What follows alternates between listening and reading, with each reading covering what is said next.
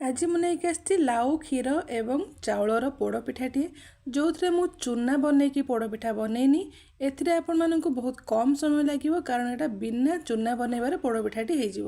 ତେବେ ଆସନ୍ତୁ ଆମର ଏହି ସୁନ୍ଦର ରେସିପିଟି ଷ୍ଟାର୍ଟ କରିବା, ଯେଉଁଟା ପୁରା ରସଗୋଲା ପରି ମଧ୍ୟ ନରମ ହେଇଥିଲା ପିଠାଟା।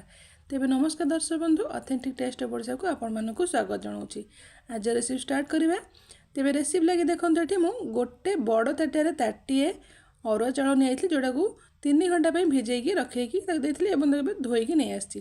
ତା ସହିତ ଯେତିକି ଚାଉଳ ସେତିକି ଲାଉ ମଧ୍ୟ କାଟିକି ନେଇ ଆସିଛି। ଚାଉଳଟା ଆମର ଭଲ ଭାବରେ ଭିଜି ଯାଇଛି। ଏବେ ଚାଉଳରେ ପାଣି ଦେଇକି ଗ୍ରାଇଣ୍ଡ କରିବା ଏବଂ ଲାଉକୁ ବିନା ପାଣିରେ ଗ୍ରାଇଣ୍ଡ କରିକି ନେଇ ଆସିବା। ତେବେ ଦୁଇଟା ଯାକ ଗ୍ରାଇଣ୍ଡ ହେଇଗଲା ପରେ ଦେଖନ୍ତୁ ତା'ର କ୍ୱାଣ୍ଟିଟି କେତିକି ହେଇଗଲା। ତେବେ ଚାଉଳ ଯେହେତୁ ପାଣି ମିଳିଲା ତ ଚାଉଳ କ୍ୱାଣ୍ଟିଟି ଟିକେ ଅଧିକ ହେଇଗଲା।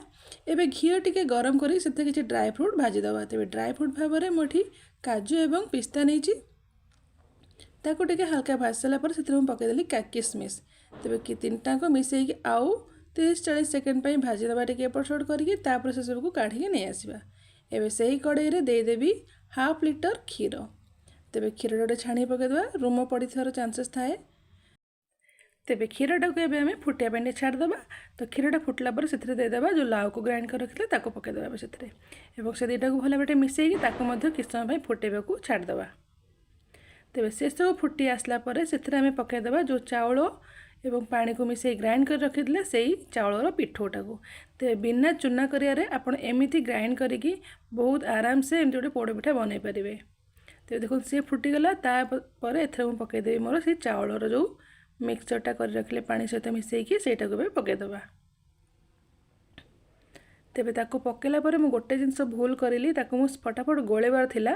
ଯେଉଁ ଜିନିଷ ମୁଁ ଏଠି ଭୁଲ କଲି ସେଇଟା ମଧ୍ୟ ଆପଣଙ୍କୁ କହୁଛି। ଦେଖନ୍ତୁ ମୁଁ ଏଠି ଗୋଳେଇଲିନି, ତାକୁ ସେ ଜାଗାଟାକୁ ସଫା କରିବା ଲାଗିଲି, ଯେଉଁଥିପାଇଁ ଟିକେ ହାଲକା ହାଲକା ବିଣ୍ଡି ଧରିଦେଲା ପିଠଉଟା ଜନ୍ତିଲା ବେଳେ। ତ ସେହି ଭୁଲଟା ଆପଣ ବିଲକୁଲ କରିବେ। ତାକୁ ପକାଇଲା ପରେ ସାଙ୍ଗେ ସାଙ୍ଗେ ତାକୁ ଗୋଳେଇବା ଷ୍ଟାର୍ଟ କରିବେ। ଏପଟେ ପକାଉଥିବେ ସେପଟେ ଗୋଳଉଥିବେ, ତାଦ୍ୱାରା ଚାଉଳଟା ଆମର ବିଣ୍ଡି ହେବ ନାହିଁ। ତେବେ ଯେଉଁ ଜିନିଷ ମୋର ଭୁଲ ହେଇଛି ଯେଉଁଟା ଆପଣ ବତେଇଦେଲି, ଆପଣ ମଧ୍ୟ ସେଇ ଭୁଲଟାକୁ ରିପିଟ୍ କରିବେ ନାହିଁ। ତେବେ ତାକୁ ଏମିତି ଗୋଳାଗୋଳି କରିକି ତାକୁ ଟିକେ ଜନ୍ତି ଦେବା ଭଲ ଭାବରେ। ସେଥିରେ ଆପଣ ଟେଷ୍ଟ ହିସାବରେ ଲୁଣ ଏବଂ ଚିନି ପକାଇଦେବେ। ଟିକେ ପୋଡ଼ପିଠା ତ ଆପଣ ଜାଣିଥିବେ ଭଲ ଭାବରେ ଟିକେ ମିଠା ହେଲେ ବି ଭଲ ଲାଗେ, ତ ମିଠା ଟିକେ ବେଶୀ ଦେଇକି କରିବେ। ଏବେ ତାକୁ ଭଲ ଭାବରେ ଟିକେ ଗୋଳେଇ ଗାଳେଇ ଦେଇକି ଜନ୍ତି ଦେବା। ତ ପିଠଉଟା ଜନ୍ତି ହେଇଗଲା ପରେ ତା କଲର୍ଟା ମଧ୍ୟ ଚେଞ୍ଜ ହେଇଯାଏ ଏବଂ ତା ପିଠଉଟାର ହାତକୁ ଆପଣ ଧରିବେ ସେଟା ଅଠା ଅଠା ମଧ୍ୟ ଲାଗିବ। ତାପରେ ଆପଣ ଜାଣିପାରିବେ ଯେ ପିଠଉଟା ଏବେ ଜନ୍ତି ହେଇଗଲାଣି। ତେବେ ତାକୁ ଜନ୍ତିବାକୁ ଟିକେ ଟାଇମ୍ ଲାଗିବ। ହାତ ମଧ୍ୟ ଏପଟେ ଘୋଳେଇ ପଡ଼େ। ଏତେ ସମୟ କଣ୍ଟିନ୍ୟୁଅସଲି ଗୋଳେଇଲେ କିନ୍ତୁ ଖାଇବାକୁ ପଡ଼ିବ, ମାନେ କିଛିଟା ପରିଶ୍ରମ ତ କରିବାକୁ ପଡ଼ିବ। ଏବେ ତାକୁ ଏମିତି ଗୋଳାଗୋଳି କରିସାରିଲା ପରେ ପିଠଉଟା ଆମର ଜନ୍ତି ହେଇଗଲା ପରେ ସେଥିରେ ମୁଁ ଯେଉଁ ଡ୍ରାଏ ଫ୍ରୁଟ୍ ଗୁଡ଼ିକ ଭାଜିକି ରଖିଲି ସେସବୁକୁ ପକାଇଦେବି। ତେବେ ତାକୁ ଆଉ ଥରେ ଭଲ ଗୋଟେ ଗୋଳାଗୋଳି କରିଦେବା ଏବଂ ଘିଅ ମଧ୍ୟ କିଛି ଦେଇଦେବା। ଘିଅ ଦେଲେ ଆମର ପିଠାଟା ଟେଷ୍ଟ ମଧ୍ୟ ବଢ଼ିଆ ଆସିବ। ତା ସହିତ ପତ୍ରରେ ତ ପୋଡ଼ପିଠା ପୋଡ଼ିଲା ବେଳେ ପତ୍ରରେ ତ ଦିଆଯାଏ, ଏମିତି ଗୋଳିଲା ସମୟରେ ମଧ୍ୟ ଘିଅ ପକାଇଦେବା। ଘିଅଟା କଡ଼େଇରୁ ଏମିତି ପିଠଉଟାକୁ ଛଡ଼େଇ ଦେବ, ବେଶୀ କିଛି ଆମକୁ କାମ ଲାଗିବନି କଡ଼େଇରୁ ଛଡ଼େଇବା ପାଇଁ ପିଠଉକୁ। ତେବେ ଦେଖନ୍ତୁ ଗୋଳାଗୋଳି ମୋର କାମ ସରିଗଲାଣି ଏବଂ ପିଠଉଟା ମଧ୍ୟ ଜନ୍ତି ହେଇଗଲାଣି। ମୁଁ ଆପଣଙ୍କୁ ହାତରେ ଚେକ୍ କରି ଦେଖାଇ ଦେଉଛି। ଅଠାଳିଆ ଅଠାଳିଆ ମଧ୍ୟ ହେଇଯାଇଥିଲା, କିନ୍ତୁ ମୁଁ ଗୋଟେ ଜିନିଷ ପକାଇବା ଭୁଲି ଯାଇଥିଲି, ସେଇଟା ହେଉଛି ନଡ଼ିଆ କୋରା। ତ ନଡ଼ିଆକୁ ଆପଣ ଛୋଟ ଛୋଟ ପିସ୍ କରି ମଧ୍ୟ ପକାଇ ପାରିବେ। ମୁଁ ଏଠି ଅଳ୍ପ ନଡ଼ିଆ କୋରା ଦେଲି, କାରଣ ଲାଉ ପିଠଉଟା ଯେତେ ସଫ୍ଟ ଲାଗିବ ଏତେ ବଢ଼ିଆ ଲାଗିବ। ତ ନଡ଼ିଆ କୋରାଟା ପକାଇଲେ ଟିକେ ରୁଆ ରୁଆ ଲାଗେ ଖାଇଲା ବେଳକୁ। ତ ମୁଁ ଅଳ୍ପ ନଡ଼ିଆ କୋରାର ବ୍ୟବହାର କରିଛି। ଆପଣ ଚାହିଁଲେ ଅଧିକା ମଧ୍ୟ କରିପାରିବେ ଯଦି ଆପଣଙ୍କର ପସନ୍ଦ ଥାଏ ନଡ଼ିଆ କୋରା। ତେବେ ନଡ଼ିଆ କୋରା ନ ପକାଇକି ନଡ଼ିଆ ଛୋଟ ଛୋଟ ପିସ୍ କରି କାଟି ମଧ୍ୟ ପକାଇ ପାରିବେ ଭାଜିକି ଘିଅରେ। ଏବେ ଦେଖନ୍ତୁ ପିଠା ଚେକ୍ କରି ଆପଣଙ୍କୁ ଦେଖାଉଛି ପିଠଉଟା ମୋର ବଢ଼ିଆ ଭାବରେ ଜନ୍ତି ହେଇଗଲାଣି। ଏବେ ସବୁକୁ ମୁଁ ଗୋଟେ ପ୍ଲେଟ୍କୁ କାଢ଼ିକି ନେଇ ଆସିବି ଏବଂ ସେଇ କଡ଼େଇଟାକୁ ଆଉ ଥରେ ପରିଷ୍କାର କରିକି ଧୋଇକି ନେଇ ଆସିବି। ତେବେ ସେ କଡ଼େଇରେ ମୁଁ 2 ଖଣ୍ଡ କଦଳୀ ପତ୍ର ଦେଇଦେଲି ଏବଂ ସେ କଦଳୀ ପତ୍ରରେ ଟିକେ ଘିଅ ଦେଇଦେବା।